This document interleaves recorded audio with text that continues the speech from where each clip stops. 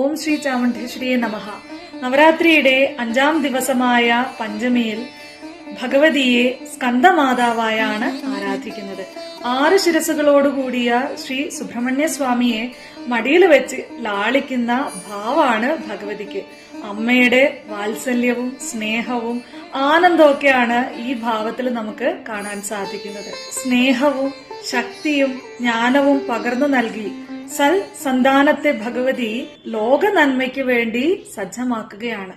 ദുഷ്ടനും പരാക്രമിയുമായ താരകാസുരനെ വധിക്കാൻ സുബ്രഹ്മണ്യ സ്വാമിയെ ഭഗവതി പ്രാപ്തനാക്കുകയായിരുന്നു.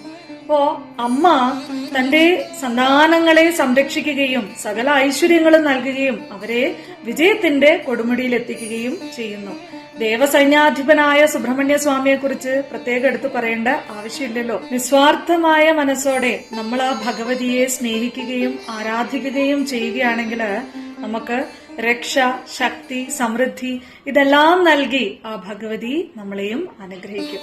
ആ ഭഗവതിയുടെ കൃപാകടാക്ഷത്തിനായി ഭഗവതിയെ ആരാധിക്കൂ. എല്ലാവർക്കും ഭഗവതിയുടെ അനുഗ്രഹം ഉണ്ടാവട്ടെ. സർവം ശ്രീ ജഗദംബാർപ്പണമസ്തു.